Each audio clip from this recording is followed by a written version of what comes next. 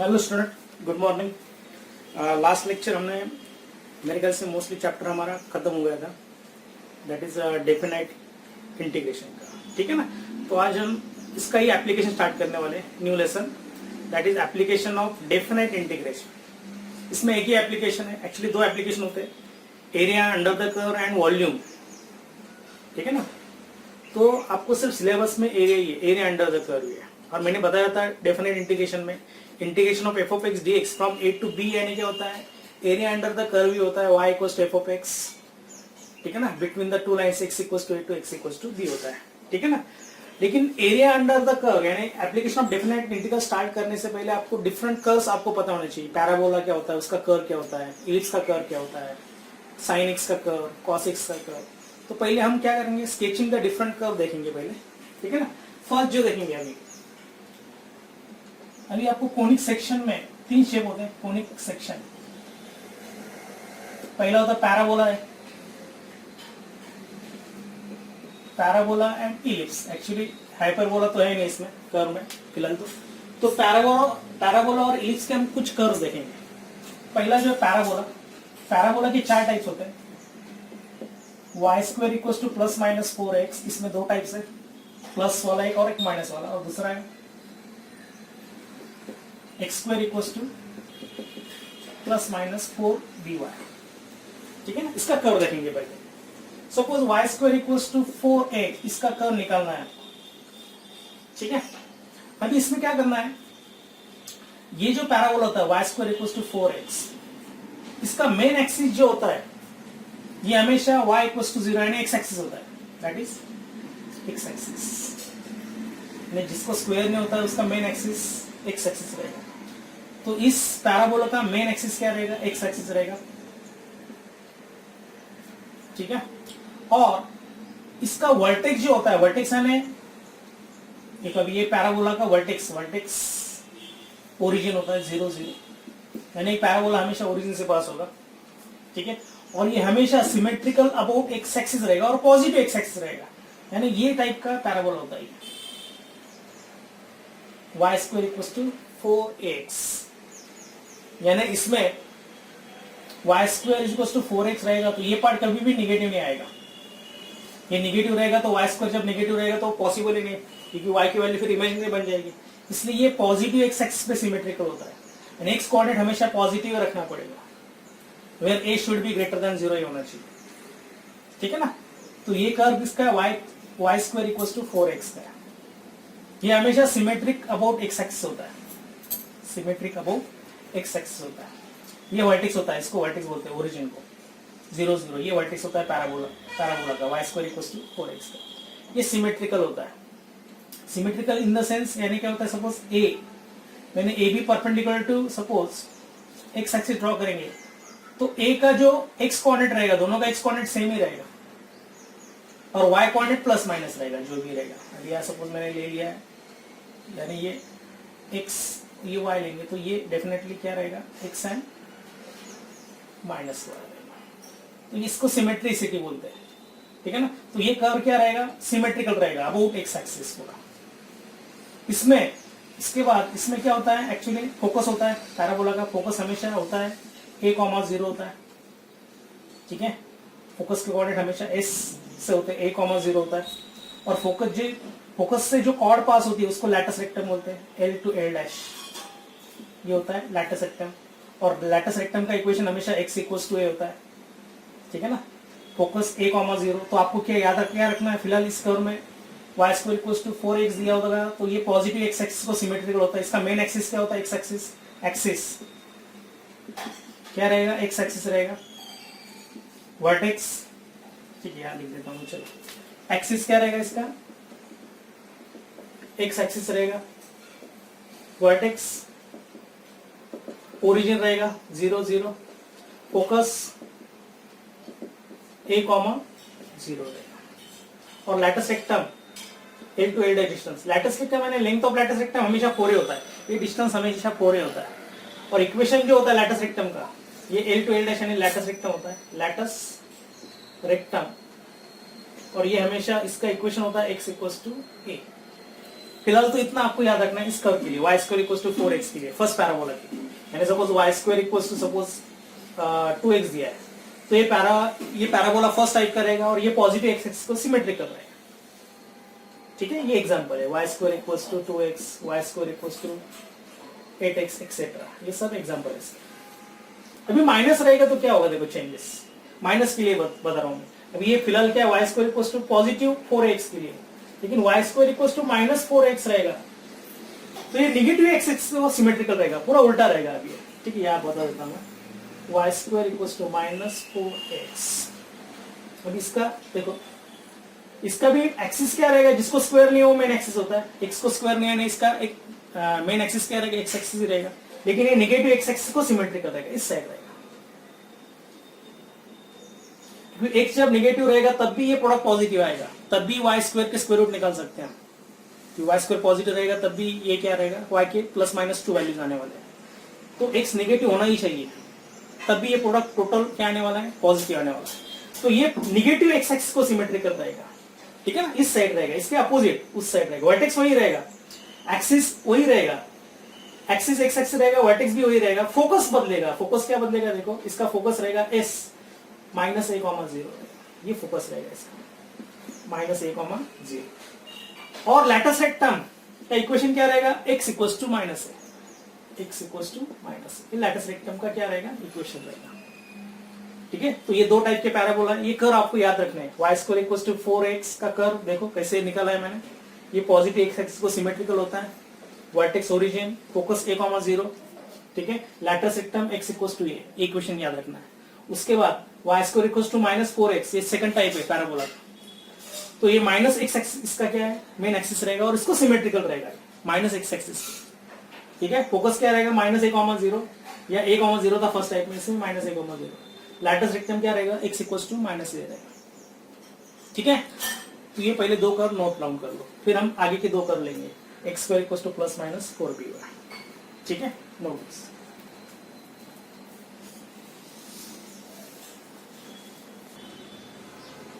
तो remaining two types देखो parabola, x square is equals to 4by and x square is equals to -4by। चलो comparison में बता देता हूँ। अभी देखो स्क्वायर किसको नहीं, y को स्क्वायर में, तो ये डेफिनेटली इसका मेन एक्सिस क्या रहेगा, y एक्सिस रहेगा, लेकिन ये पॉजिटिव दिया है तो ये पॉजिटिव y एक्सिस को सिमेट्रिकल रहेगा। देखो ये curve x axis y axis, ठीक है, ये पॉजिटिव x एक्सिस को सिमेट्रिक, y एक्सिस को सिमेट्रिकल रहेगा, तो ये देखो निकली ये कर्व आएगा parabola y square is equals to 4by। ठीक है, और ये इसका वर्टेक्स ओरिजिन होता है। ठीक है, उसके बाद इसमें देखो x square is equals to -4by, इसका निगेटिव y एक्सिस रहेगा और उसको सिमेट्रिकल रहेगा। ये देखो इस टाइप का x axis y axis origin, definitely ये निगेटिव y एक्सिस को क्या रहेगा, सिमेट्रिकल रहेगा, तो ये इस टाइप का रहेगा, निगेटिव y एक्सिस को क्या रहेगा, सिमेट्रिकल रहेगा, ये कर्व आ जाएगा। उसके बाद इसका फोकस जो रहता है ये हमेशा 0, b होता है, ये लाइज ऑन क्या होता है, y एक्सिस होता है, तो 0, b होता है। इसका फोकस जो होता है s 0, -b रहेगा। लैटिस रेक्टम ये रहेगा, ये लैटिस रेक्टम, इसका इक्वेशन क्या रहेगा, y इक्वल्स टू b, और इसमें लैटिस रेक्टम का इक्वेशन क्या रहेगा, a to a', ये तो 4b होता है, लेकिन इसका इक्वेशन क्या रहेगा, definitely y equals to -b रहेगा। ये फोकस से ही पास होता है 0, -b। ओके, तो इतना याद रखना है। एक्सिस क्या रहेगा इसका, देखो फिर से लिखते हूँ, axis y axis, vertex origin, ठीक है, उसके बाद फोकस 0, b y एक्सिस पे होता है, and equation of latus rectum, equation of latus rectum ये होता है हमेशा y इक्वल्स टू b। और सेकंड टाइप में क्या रहेगा, एक्सिस वही रहेगा y एक्सिस, फोकस क्या रहेगा, हाँ वर्टेक्स ओरिजिन वही रहेगा, लेकिन फोकस क्या बदलेगा, s 0, -b आएगा डेफिनेटली, और इक्वेशन ऑफ लैटिस रेक्टम क्या रहेगा, y इक्वल्स टू -b रहेगा। ठीक है ना, तो आपको एरिया अंडर कर्व निकालने के लिए क्या होगा, पैराबोला के कर्व आपको अच्छी तरह से आने चाहिए, यानी पैराबोला, सर्कल एक्सेट्रा, तो इसलिए मैंने ये कर्व बता दिया है। क्या होता है, कभी कभी आपको निकालना पड़ेगा, find the area under the curve x square equals to 4by and the latus rectum, ऐसा रहेगा, यानी एरिया अंडर द कर्व यानी कौन सा रहेगा, ये कर्व दिया है सपोज, ये कौन सा है, सॉरी ये x स्क्वायर था, x square equals to 4by, sorry my mistake, ठीक है। अब ये कर्व दिया है suppose, area under the curve निकालना है, x square equals to 4by and latus rectum, तो आपको ये कर्व पता होना चाहिए, यानी आपको ये एरिया निकालना है, ठीक है। इसलिए कर्व का इंपॉर्टेंस है, स्केचिंग द कर्व ये सबसे इंपॉर्टेंट पार्ट है इसमें, इस चैप्टर में, तो आपको कर्व निकालने आना चाहिए, ठीक है ना। तो पैराबोला की मैंने ये 4 टाइप बता दिए, मोस्टली 40 to 50% जो है ये पैराबोला पे ही उन्होंने क्वेश्चंस दिए, ठीक है ना। तो ये 4 टाइप्स आपको पैराबोला के नोट डाउन करने हैं, ठीक है ना। इसका यूज कहाँ रहेगा आपको, एरिया अंडर द कर्व, जो अभी हम सिखाने वाले chapter application of definite integral में इसका यूज होने वाला है, ठीक है। तो ये नोट कर लो।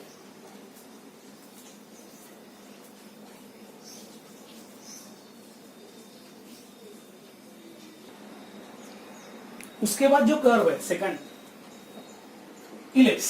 अभी इलिप्स का स्टैंडर्ड इक्वेशन जो होता है x square upon a square plus y square upon b square equals to 1 होता है, ये स्टैंडर्ड इक्वेशन ऑफ इलिप्स, ठीक है। अभी इसमें 2 टाइप है, a greater than b and b greater than a, इससे 2 टाइप होते हैं इलिप्स में। इक्वेशन वही रहेगा लेकिन a ग्रेटर है b ग्रेटर, उस पर डिपेंड होता है कर्व। अभी इसमें suppose a greater than b रहेगा, अभी ये इलिप्टिकल शेप रहेगा इसका, देखो इस फॉर्म में रहेगा, x एक्सिस y एक्सिस, और ये डेफिनेटली x और y दोनों को सिमेट्रिकल होता है। लेकिन इसमें a ग्रेटर देन b में क्या होता है, इसका मेजर जो एक्सिस होता है ये x एक्सिस होता है, ठीक है। यानी ये a डैश टू a, इसको लेंथ ऑफ मेजर एक्सिस बोलते हैं, b टू b डैश ये होता है लेंथ ऑफ माइनर एक्सिस होता है।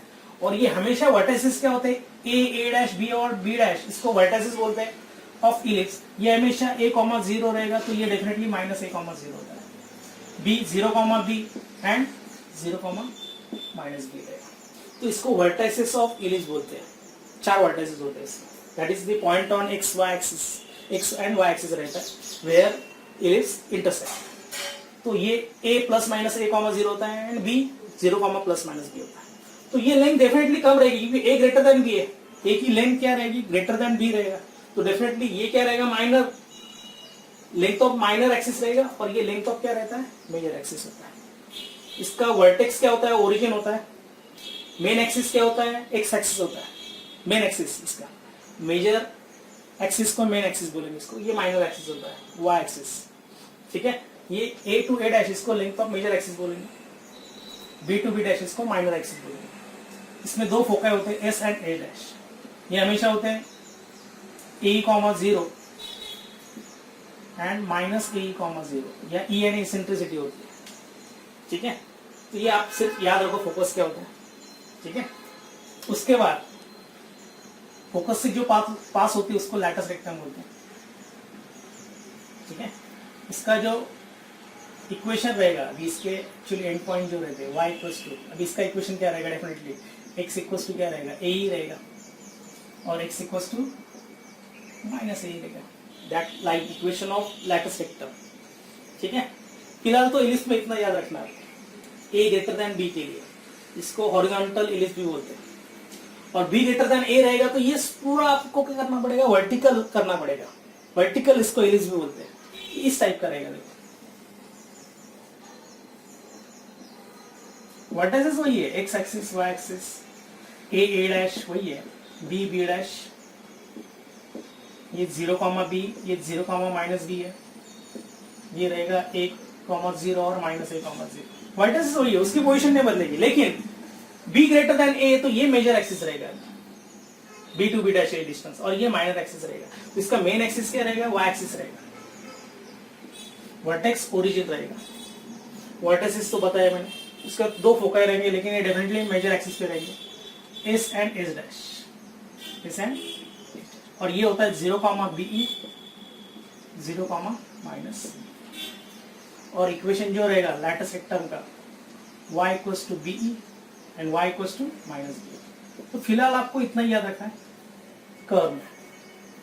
इलिप्स के लिए आपको आइडेंटिफाई करना है a ग्रेटर देन b है और b ग्रेटर देन a है, क्योंकि इक्वेशन इस फॉर्म में हो सकता है x square upon suppose 4 plus Y square upon 9 is equal to 1 रहेगा। तो डेफिनेटली है बी ग्रेटर देन ए, क्योंकि बी स्क्वायर 9 है और ए स्क्वायर कितना है 4 है, तो ये कर्व आ जाएगा, ठीक है ना, क्योंकि इसमें क्या आ रहा है b is greater than a। Suppose ऐसा दिया होगा x square upon 144 plus Y square upon 9 is equal to 1 दिया है सपोज, तो इसमें definitely a square is greater than b square रहेगा, यानी a ग्रेटर देन b रहेगा, तो ये कर्व आने वाला है।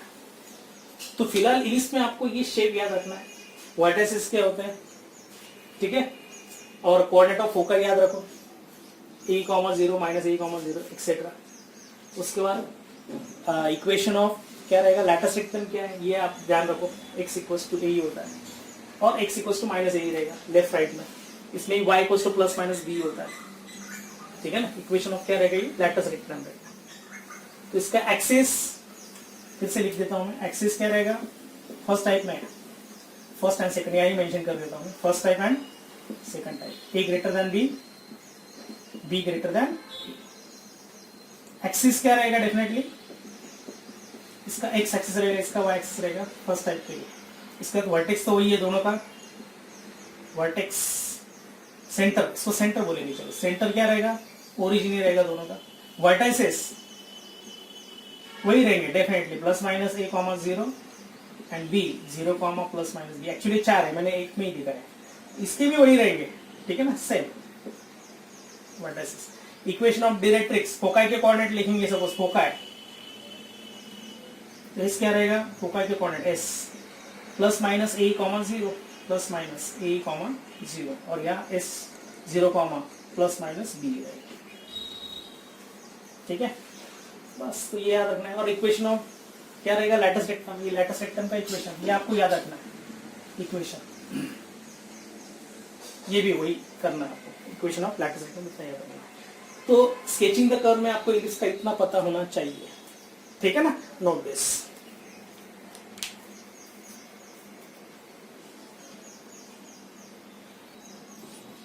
उसके बाद कर्व आएगा सर्कल। सर्कल का स्टैंडर्ड इक्वेशन क्या होता है, X square plus Y square equals to क्या होता है, आर स्क्वायर और एस स्क्वायर होता है। इसका सेंटर क्या होता है, हमेशा ओरिजिन, और रेडियस क्या रहेगा, आर यूनिट रहेगा, यानी इस टाइप का रहेगा, एक्स एक्सिस वाई एक्सिस, और ये सेंटर रहेगा। और रेडियस डेफिनेटली कितनी बनेगी, डेफिनेटली ये रेडियस रहेगी आर, जो भी रहेगा स्मॉल आर, पोर टू पी डिस्टेंस, ये आर रहेगा। इसका सेंटर हमेशा ओरिजिन होगा, ठीक है।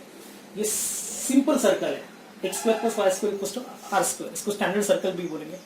उसके बाद दूसरा आता है सेंटर रेडियस फॉर्म भी आता है इक्वेशन ऑफ सर्कल का। Suppose X minus H square plus Y minus K square equals to R square, ये भी सर्कल आता है। इसका सेंटर होता है H comma K, H comma K, और रेडियस होता है आर यूनिट। उसके हिसाब से आपको फिर इसका सर्कल का इक्वेशन निकालना पड़ेगा। यानी suppose X minus 2 comma 2 whole square plus Y minus 3 whole square equals to suppose दिया होगा 9, और सपोज इसका आपको डायग्राम बनाना है। तो ये सेंटर कहाँ से पास हो रहा है, 2,3 से पास हो रहा है, और इसका रेडियस कितना आ रहा है, 3 यूनिट आ रहा है। रेडियस कितना, डेफिनेटली 3 यूनिट, क्योंकि ये आर स्क्वायर है, ओके। उसके हिसाब से आपको डायग्राम बनाना पड़ेगा। इसका सेंटर लाइज इन कॉट रहेगा, फर्स्ट क्वाड्रेंट ये रहेगा, तो फिर उसके हिसाब से आपको ये डायग्राम निकालना पड़ेगा, 2,3 जो भी रहेगा,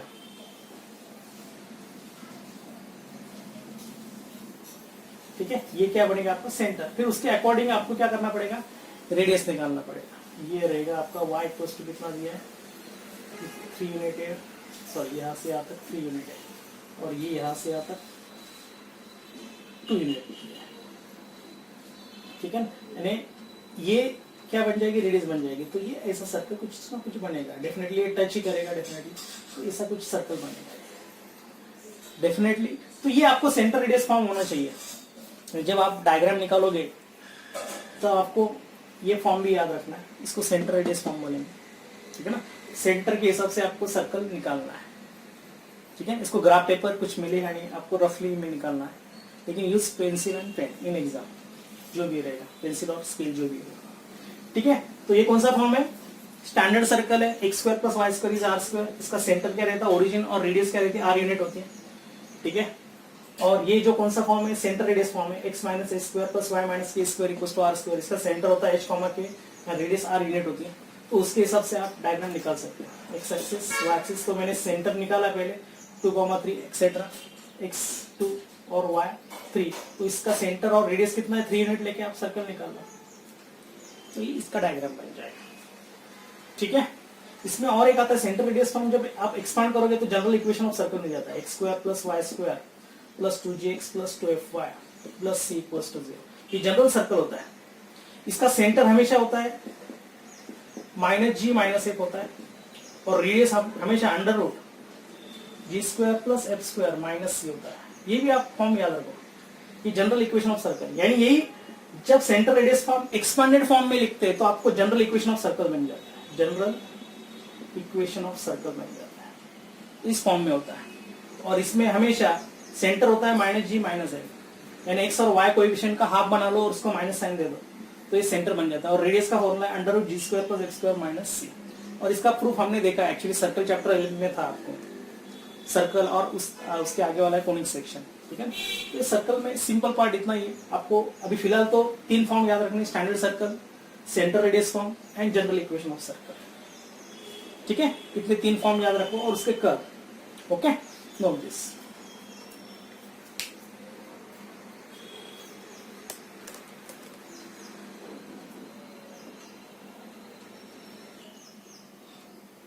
उसके बाद ये तो आपको कर्व पता होगा, 11th में था साइन एक्स का कर्व, नहीं तो कॉस एक्स का कर्व।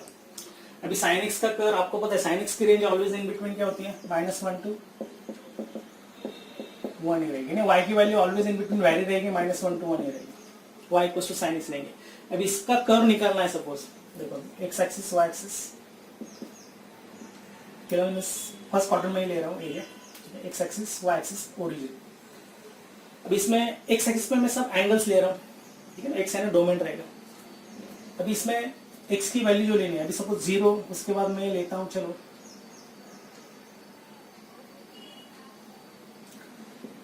π/2 पाई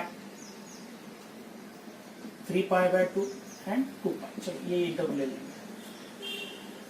ठीक है, अभी इसमें क्या होता है देखो, 0 से लेकर 90 तक वैल्यू सब इंक्रीज हो जाती है।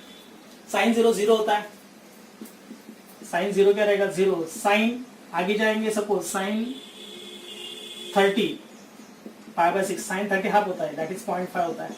उसके बाद साइन, उसके बाद क्या रहेगा 45 रहेगा, 45 1/√2 होता है एक्सेट्रा। और फिर साइन 60 जो भी रहेगा √3/2 होता है। और फिर साइन 91 होता है। यानी सब वैल्यूज क्या हो रही है, इंक्रीज हो रही है फ्रॉम 0 से लेकर 1 तक। तो ये कर्व ऐसा रहेगा देखो, और 90 में एग्जैक्ट क्या रहेगा 1 रहेगा। तो ये मैं सपोज ये 1 लेता हूं और यहाँ -1, तो ये डेफिनेटली इंक्रीज होती जाएगी। और 90 को एग्जैक्टली क्या रहेगा, एग्जैक्टली 90 में क्या रहेगा 1 वैल्यू रहेगा साइन। और फिर से 90 से लेकर पाई तक फिर से वैल्यू क्या होती है, डिक्रीज हो जाती है। और एग्जैक्टली साइन पाई क्या होता है 0 होता है, साइन पाई क्या होगा 0 होगा, फिर से डिक्रीज होगी पाई से लेकर 3π/2 तक। साइन 270 हमेशा क्या होता है, तो डेफिनेटली यहाँ क्या रहेगा, डेफिनेटली -1 रहेगा वैल्यू। और फिर से 3 यानी 3π/2 यानी क्या होता है 270 होता है, पाई यानी 180, 180 से लेकर 3π/2 तक फिर से वैल्यू क्या होती है, डिक्रीज हो जाती है। लेकिन फिर क्या होगा, 270 से लेकर 2π तक वैल्यू फिर से इंक्रीज हो जाती है। ठीक है, 3π/2 यानी 270 से लेकर 2π तक, क्योंकि देखो साइन 2π 0 ही होता है, साइन 3π/2 यानी 270 हमेशा माइनस होता है। तो ये अपना ऐसा कर्व बनता जाता है। ठीक है ना, इस साइड लेंगे तो नीचे आने वाला है फिर से वैल्यू।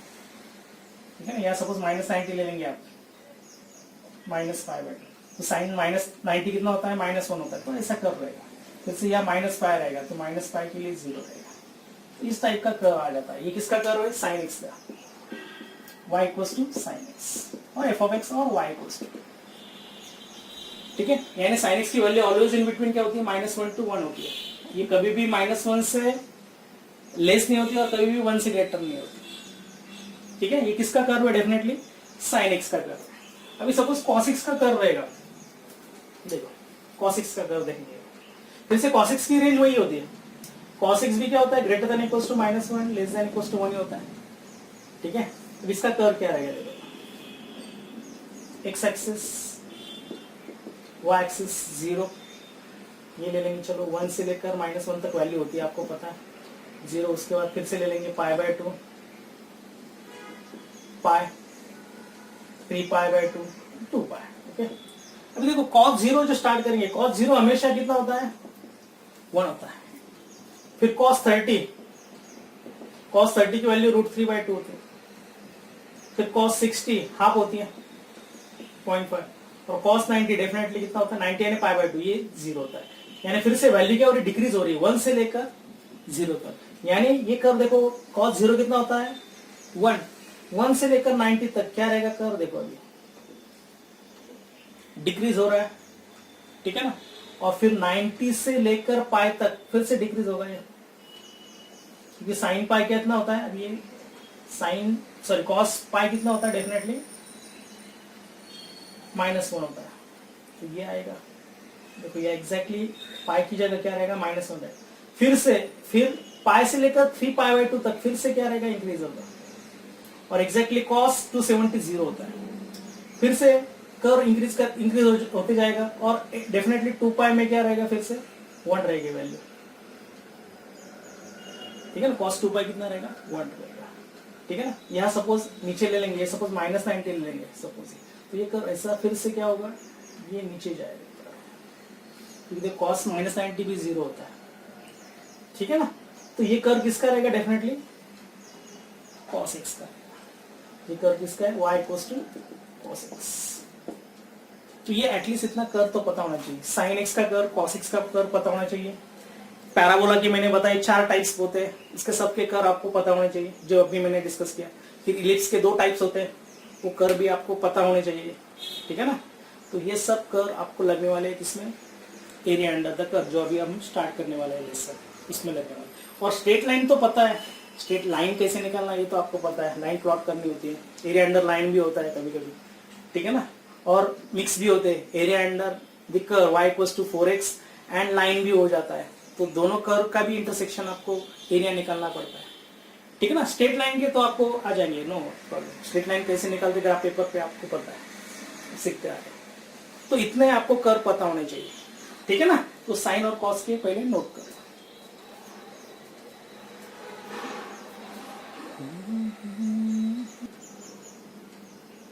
ठीक है, ये तो डिफरेंट हमने देखा था, स्केचिंग ऑफ डिफरेंट कर्व्स देखा हमने, ठीक है। अभी स्टार्ट कर देंगे लेसन। आपको पता है डेफिनेट इंटीग्रल अभी बताया था मैंने, that is definite integral is also express as a limit of sum, बराबर ना। That is nothing but area under the curve भी होता है। ये मैंने डिस्कस किया था डेफिनेट का, जब थ्योरी पार्ट डिस्कस किया मैंने तब आपको बताया था। एरिया अंडर द कर्व भी क्या होता है, डेफिनेट इंटीग्रल होता है। यानी आपको देखो फंक्शन दिया होगा, if y is a function f of x, ठीक है ना, y इज फंक्शन दिया होगा f of x, और आपको एरिया अंडर द कर्व निकालना, y = f of x। Suppose ये कर्व दिया होगा y = f of x, between the line x = a to x = b, x axis y axis. आपको area under the curve निकालना है, area under the curve y = f of x between the line x = a to x = b and the x axis, यानी ये area निकालना है। Suppose a1, ये area निकालना है, तो उसका जनरल फॉर्मूला क्या रहेगा, a = area integration of simply y dx from a to b, इतना ही होता है। ये सिंपल फॉर्मूला है, area under the curve y = f of x between the line x = a, x = b and x axis is, यानी area under the curve between this 2 lines x = a to x = b and x axis, ये आपको area निकालना है। तो simple क्या करना है, आपको इंटीग्रेशन लेना है जो भी फंक्शन दिया है y का with respect to x from limit a to b, क्योंकि y की वैल्यू इन टर्म्स ऑफ क्या आने वाली, x से आने वाली, ठीक है। यानी दिया होगा find the area under the curve y = 4x between the line x = 1 to x = 2 दिया है, ठीक है ना। y = 4x साइन रहेगा, यानी सपोज ये कर्व कैसे रहेगा, देखो y = 4x, इस टाइप का कुछ कर्व रहेगा जो ओरिजिन से ही पास होने वाली लाइन, y = mx फॉर्म में, ये डिफरेंटली, ठीक है ना। y = क्या रहेगा 4x सपोज। तो इसमें क्या रहेगा, आपको area under the curve y = 4x between the line x = 1, suppose ये x = 1 है, तो x = क्या दिया है 2, ये एरिया निकालना है आपको। तो क्या करेंगे, सिंपल क्या करेंगे, इंटीग्रेशन ऑफ y ले लेंगे फ्रॉम 1 से लेकर 2 तक, that is the required area. Integration of y यानी y क्या रहेगा 4x रहेगा, तो 4x का इंटीग्रेशन लेना है फ्रॉम 1 से लेकर 2 तक। तो 4x का integration 4x² 2 from limit 1 to 2। अभी ये वैल्यूज डाल दो, जो भी रहेगा वो स्क्वायर यूनिट आ जाएगा, एरिया अंडर द कर्व जो भी रहेगा स्क्वायर यूनिट्स ले लेंगे, ठीक है ना। तो ये सिंपल फॉर्मूला है, एक कर दिया है, एरिया अंडर द कर्व निकालना, y equals to f of x between the lines x equals to a to x equals to b and the x axis रहेगा, तो आपको सिंपल ये फॉर्मूला यूज करना है y dx। ये हमारा with respect to क्या हो गया, x एक्सिस हो गया, ठीक है ना। दूसरा सपोज या लिख सकते हैं वेयर a इज, या आप लिख सकते हैं area under the curve y equals to f of x lines x equals to a to x equals to b and x axis is, ये इन शॉर्ट इसका फॉर्मूला है। a यानी क्या रहेगा, area under the curve y equals to f of x between the lines x equals to a to x equals to b and the x axis is, यानी with respect to x axis निकाल रहे हैं, with respect to y axis भी निकाल सकते हैं आप। Second part यानी एरिया अंडर द कर्व निकालना है, एरिया अंडर द कर्व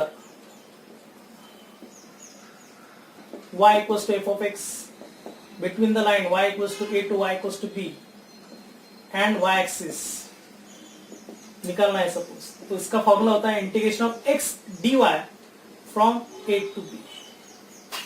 यानी कैसे रहेगा, देखो अभी कर्व दिया है आपको, सपोज ये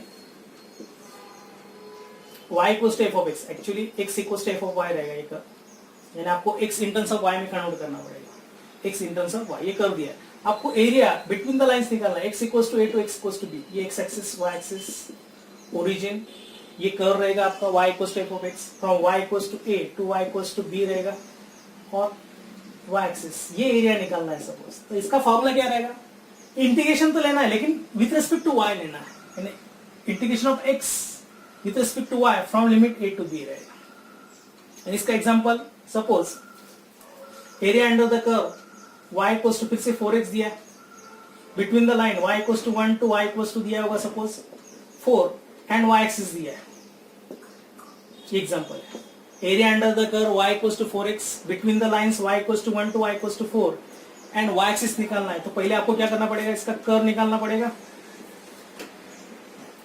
ये आएगा suppose y equals to 4x आएगा, इसके बाद एक y इक्वल्स टू कितना दिया 1 टू 4 निकालना है, ये y इक्वल्स टू सपोज 1 आएगा, y इक्वल्स टू 4 आएगा एंड y एक्सिस एंड ये एरिया निकालना है आपको।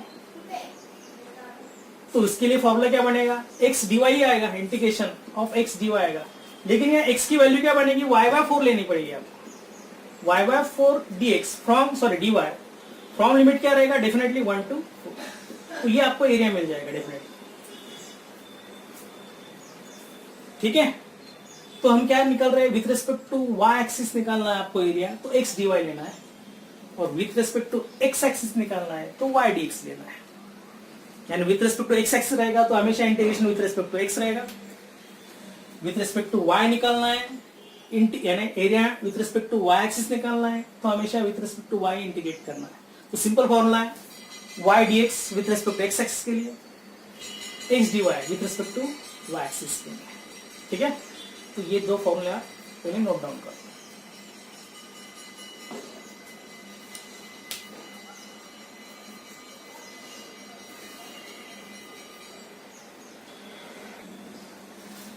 अभी देखो सिंपल क्वेश्चंस में आपको बता रहा हूं एग्जांपल के लिए, एग्जांपल 1 एंड एग्जांपल 2। यानी आपको निकालना है एरिया बिटवीन द कर्व और area under the curve y equals to 4x, the x axis and between the lines दिया x equals to 1 to x equals to 3। अभी with respect to x axis है, यानी आपका area का formula क्या आने वाला है, integration of y dx from a to b। ये आपको याद रखना है क्योंकि विथ रिस्पेक्ट टू क्या निकल रहा है, x एक्सिस निकल रहा है, ठीक है।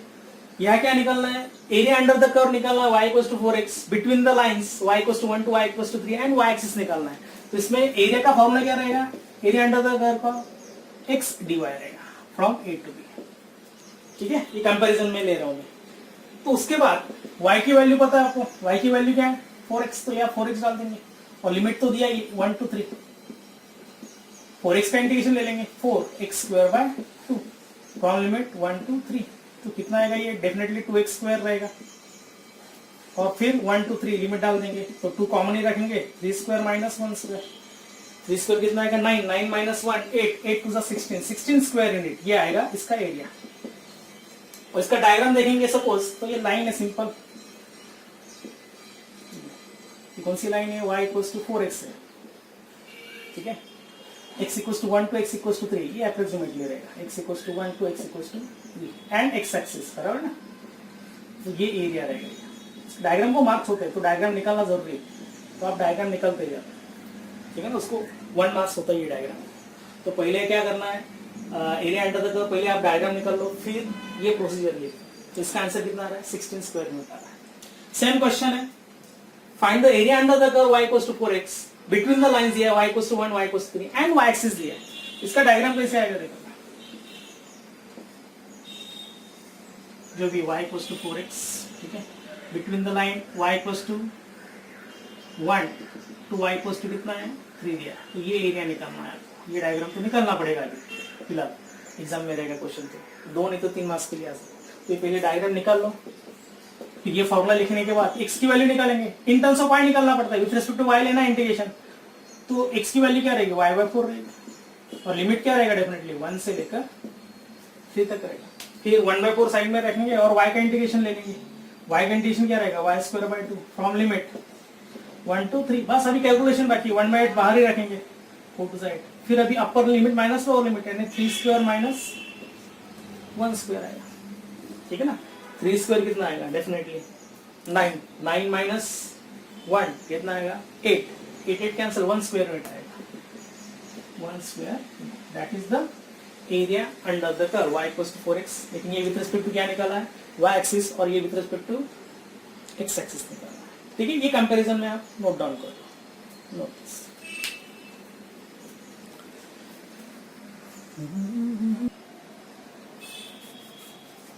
देख लो इसमें जो थर्ड पार्ट है ये तो सिंगल कर्व था, area under the curve single curve था, अभी area between the two curves निकालना है सपोज, यानी area between the two curves निकालना, y1 f of x, second curve जो रहेगा y2 g ऑफ x रहेगा, एंड x एक्सिस निकालना है, तो फॉर्मूला क्या रहेगा एरिया बिटवीन द कर्व का, integration of mod of y1 minus y2 with respect to x से लेना है from limit a to b। अब इसमें इंपॉर्टेंट पार्ट क्या होता है, इसमें पॉइंट ऑफ इंटरसेक्शन आपको निकालना पड़ेगा, यानी इसमें लिमिट नहीं दिया होता है, इसके पहले कर्व में क्या था सिंगल कर्व लिया था और लिमिट दिया था, अभी इसमें आपको लिमिट निकालना पड़ेगा। लिमिट यानी क्या रहेगा, ये कर्व जहां इंटरसेक्ट होगी वो इंटरसेक्टिंग पॉइंट का x coordinate as a limit रहेगा, यानी सपोज ये कर्व दिया है, 2 कर्व दिए, ये 2 कर्व है सपोज, y1 ये y1 कर्व रहेगा और ये y2 कर्व है suppose, y1 and y2, y1 is equals to जो भी f of x and y2 is g of x, ये कर्व दिया है सपोज, ठीक है ना, आपको एरिया बिटवीन द कर्व्स निकालना है, ये निकालना है एरिया सपोज, तो उसके लिए क्या करना पड़ेगा आपको, पहले ये 2 कर्व सॉल्व करने पड़ेंगे, उसका इंटरसेक्टिंग पॉइंट निकालना पड़ेगा, और दोनों का इंटरसेक्टिंग पॉइंट में सिर्फ x कोऑर्डिनेट निकाला तो भी चलेगा, क्योंकि हम विद रिस्पेक्ट टू क्या कर रहे हैं x एक्सिस एरिया निकाल रहे हैं, x equals to a to x equals to b, यानी इसमें एक्स्ट्रा पार्ट क्या हो जाता है, ये 3 नहीं तो 4 मार्क्स के लिए क्वेश्चन हो जाता है, आपको पहले 2 कर्व सॉल्व करने पड़ेगी, दोनों कर्व का इंटरसेक्टिंग पॉइंट निकालना पड़ेगा, यानी x कोऑर्डिनेट निकाला तो भी चलेगा, क्योंकि हम विद रिस्पेक्ट टू क्या निकाल रहे हैं x एक्सिस निकाल रहे हैं। तो एक्चुअली ये मॉड क्यों दिया है, अभी कौन सा एरिया ग्रेटर है, ये तो ठीक है कर्व से पता चल रहा है y2 का एरिया ग्रेटर रहेगा, क्योंकि y2 का एरिया पूरा ये आएगा, और y1 का सपोज ये नीचे का रहेगा, तो ये क्या रहेगा, इसमें से क्या करना पड़ेगा, निकालना पड़ेगा, ये y2 का ये एरिया रहेगा, है ना, ये y2 का रहेगा, ये कर्व ऊपर है, और y1 का कौन सा रहेगा, नीचे वाला रहेगा, ये कर्व टोटल, इस कर्व में से क्या करना पड़ेगा, y2 का ये जो कर्व है, ये देखो यार दिखा रहा हूं मैं, ये कर्व रहेगा ऐसा कुछ, ये नीचे वाला रहेगा, तो ये आपको क्या करना, माइनस करना पड़ेगा ना, ये a2 और ये सपोज a1 है, तो a2 में से a1 आप माइनस करोगे तब भी ये एरिया निकल के बाहर आएगा, इसीलिए ये फॉर्मूला है y1 माइनस y2। और मॉड क्यों दिया है, सपोज एरिया कभी भी निगेटिव नहीं होता है, भले ही आपने ऑर्डर कौन सा भी ले लिया, तो निगेटिव ही आ रहा है तो पॉजिटिव देना है आपको साइन में। अभी ये डायग्राम से तो पता चल रहा है, चलो y2 का एरिया ग्रेटर रहेगा, तो y2 माइनस y1 डायरेक्ट कर देंगे तो भी चलेगा, लेकिन हमको पता नहीं अभी y1 का एरिया ग्रेटर है या y2 का, इसलिए हम क्या कर रहे हैं, मॉड लिख रहे हैं, एरिया नेवर बी निगेटिव। तो इसमें क्या करना पड़ेगा आपको, सिर्फ इंटरसेक्टिंग पॉइंट निकालना जरूरी होता है, इसमें इंटरसेक्टिंग पॉइंट निकालने के बाद फिर y1 और y2 की वैल्यू दी होती है, उनका दोनों का सप्रेशन करके फिर इंटीग्रेशन लेके फिर अपर माइनस लोअर लिमिट निकालना पड़ेगा, तो इसमें अपर लिमिट और लोअर लिमिट आपको निकालना पड़ता है। That is the point of intersection of to curves होता है, ये आपको याद रखना है। ये विथ रिस्पेक्ट टू क्या निकाला है मैंने, एक्स एक्सिस निकालना है, with respect to y axis निकालना है। सपोज ये आ रहा समझ में, ये एक्चुअली a2 माइनस a1 ही है। Area under the curve y2 जो भी रहेगा उसमें से area under the curve minus करेंगे, निकाल देंगे, तो डेफिनेटली रिमेनिंग क्या रहेगा, एरिया ही बचेगा, area between the to curve बचेगा। ठीक है ना। उसके बाद एरिया है बिटवीन द कर्व्स, वही कर्व रहेगा, लेकिन बिटवीन वही रहेगा आपका जो कोण, यानी वही आपके क्या रहेंगे, कर्व के इक्वेशन रहेंगे, लेकिन विथ एक y एक्सिस निकालना है। Suppose area between the curves x1 ले रहा हूं मैं, g of y and y x2 sorry, and second curve x2 f of y ले लेंगे एंड y एक्सिस निकालना है। सपोज एरिया, सपोज ये दो कर्व है x1 एंड x2, ये एरिया निकालना है, लेकिन विद रिस्पेक्ट टू क्या निकालना है आपको, y एक्सिस निकालना है। तो ये लिमिट रहेगा आपका y equals to a to y equals to b। यानी आपको क्या करना पड़ेगा, दो कर्व सॉल्व करके सिर्फ y कोऑर्डिनेट ही निकालना है आपको। ठीक है ना। और इसका फॉर्मूला क्या पड़ेगा, definitely integration of a is equals to integration of x1 minus x2 mod of, और विथ रिस्पेक्ट टू y रहेगा, ये इंपॉर्टेंट स्टेप है, from limit a to b। और a टू b ये क्या रहेंगे, y कोऑर्डिनेट रहेंगे, यानी ये कर्व सॉल्व करने के बाद जो y कोऑर्डिनेट निकल के आएंगे वही आपकी लिमिट्स रहेंगे। ठीक है ना। तो ये विथ रिस्पेक्ट टू क्या है, y एक्सिस है, यानी mod of x1 minus x2, और ये विथ रिस्पेक्ट टू क्या था, x एक्सिस था। तो area under the two curves निकालना रहेगा, area between the two curves निकालना है, तो आपको एक्स्ट्रा स्टेप क्या करनी पड़ेगी, इसमें पॉइंट ऑफ इंटरसेक्शन निकालना पड़ेगा, फिर लिमिट उससे मिल जाएंगे आपको, फिर दो जो भी रहेगा फंक्शन की सबट्रैक्शन करके उसका इंटीग्रेशन लेना है, और जो भी लिमिट निकालना है वो डाल दो, तो आपको एरिया बिटवीन द कर्व्स मिल जाएगा। बस तो थ्योरी पार्ट इतना ही इसमें। अभी हमको एक ही एक्सरसाइज दी उन्होंने, ठीक है ना, वही एक्सरसाइज हम सॉल्व कर लेंगे। ठीक है ना। तो ये सब चार टाइप्स आप नोट डाउन कर लो, area under single curve and area between two curves, ये चार पार्ट आप नोट डाउन कर लो। और इसके पहले वाले मैंने बताया था कर्व्स, ये कर्व अच्छी तरह से आप प्रिपेयर कर लो, ये कर्व अभी लगने वाले हैं। Okay, note this.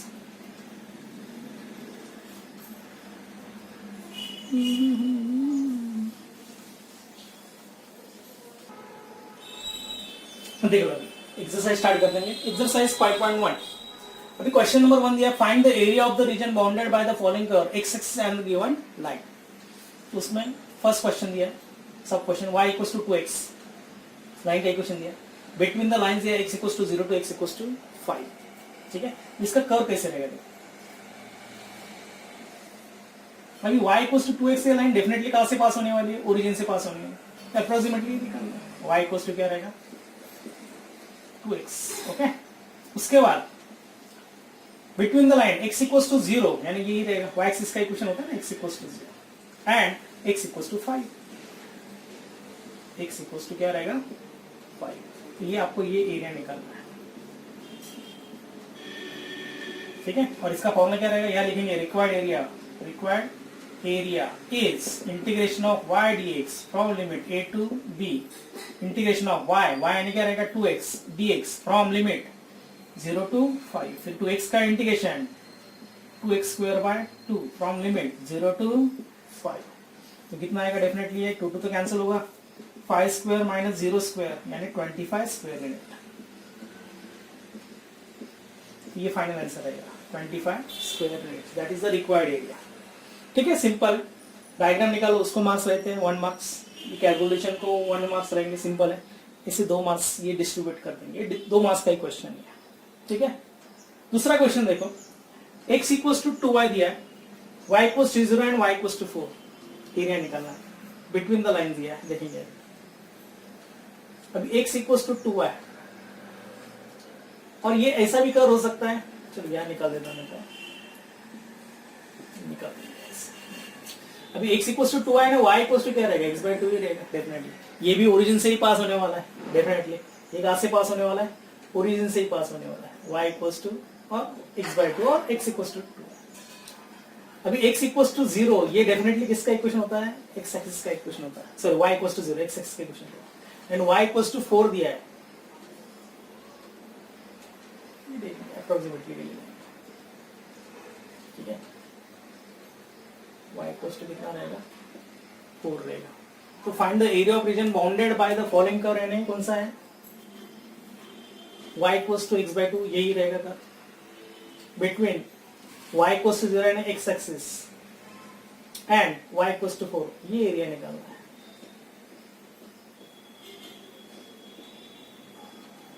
ठीक है।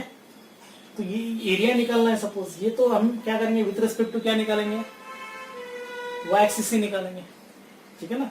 तो इसका एरिया क्या रहेगा, area is equal to integration of x dy आएगा from limit a to b required area, और a टू b यानी लिमिट क्या रहेगा 0 टू 4, और x dy है तो x की वैल्यू क्या रहेगी, डेफिनेटली x की वैल्यू दी है उन्होंने 2y दी है, तो 2y रहेगा dy, ठीक है। फिर 2y का इंटीग्रेशन ले लेंगे यानी y स्क्वायर ही रहेगा फ्रॉम लिमिट 0 से लेकर 4 तक। 4 स्क्वायर कितना आएगा 16 माइनस 0 स्क्वायर 0, तो 16 स्क्वायर 16 स्क्वायर,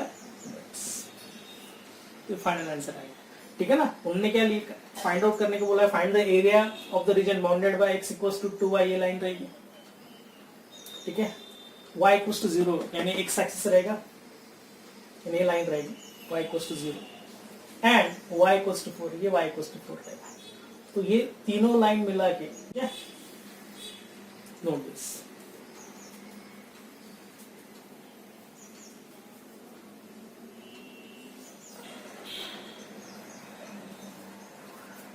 ठीक है, फिर तो नेक्स्ट लेक्चर में हम कंटिन्यू कर लेंगे एक्सरसाइज, ठीक है। एक्चुअली इस क्वेश्चन में आपको ये कॉमन क्वेश्चन में ये कॉमन क्वेश्चन रहता है with respect to x axis, तो ये एरिया अलग आता है, विद रिस्पेक्ट टू एक्सिस निकालना होता है तो ये लिमिट निकालनी पड़ती है। एक्चुअली ये इसका मीनिंग अलग है, ठीक है ना, इस क्वेश्चन में। तो ये आपको क्या करना पड़ेगा, थोड़ा मॉडिफाई किया है क्वेश्चन, एक्चुअली इसके हिसाब से ये एरिया बराबर है, ठीक है ना। उनने ये कॉमन क्वेश्चन दिया था, ठीक है ना, कॉमन क्वेश्चन रहता है, ये कॉमन क्वेश्चन है। एक्चुअली इस क्वेश्चन में लिमिट आपके एक्स के ही चाहिए थे इस क्वेश्चन के हिसाब से, ठीक है ना। ये लिमिट क्या था, x equals to 0 to x equals to 4 रहता तो हम डेफिनेटली इस टाइप का एरिया लेता है, और with respect to x axis रहता तो ये बराबर था। लेकिन उन्होंने ये क्वेश्चन सेकंड हमने मॉडिफाई किया है, थोड़ा अलग है क्वेश्चन, ठीक है, इससे मैच नहीं हो रहा है। With respect to x axis नहीं रहेगा, with respect to y axis ही निकालना पड़ेगा, क्योंकि लिमिट किसके दिए, y के लिए, तो आपको ये with respect to y axis ही निकालना पड़ेगा, ठीक है ना। तो यह स्पेशली मेंशन करना चाहिए था उन्होंने, with respect to y axis चाहिए, ठीक है। तो आज के लेक्चर में जो भी हमने कर्व स्टार्टिंग में स्केचिंग डिफरेंट कर्व देखे थे, पैराबोला के, इलिप्स के, सर्कल के, साइन कॉस के, सब कर्व आप अच्छी तरह से स्टडी कर लो, ये कर्व आपको निकालते आना चाहिए। अब ये तो अभी मैंने जो एक्सरसाइज स्टार्ट की है, अभी इसमें एक ही एक्सरसाइज है 5.1, इसमें अलग अलग कर्व रहेंगे, ठीक है ना। पैराबोला, मेरे ख्याल से इलिप्स रहेगा, फिर सर्कल रहेगा, तो ये सर्कल के कर्व आपको निकालने आने चाहिए, क्योंकि डायग्राम को मार्क्स होते हैं। आप एरिया अंडर द कर्व निकालेंगे तो डायग्राम को मार्क्स होते हैं, इसलिए आपको डायग्राम निकालना जरूरी होता है, ठीक है। तो इतना आप कर लो, तो नेक्स्ट लेक्चर में हम कंटिन्यू कर लेंगे एक्सरसाइज, मोस्टली नेक्स्ट लेक्चर में हमारा ये एक्सरसाइज भी कंप्लीट हो सकता है, ठीक है ना। तो तब तक आप क्या करो, ये पूरा रिवाइज करते जाओ, okay. Till then goodbye, have a nice day.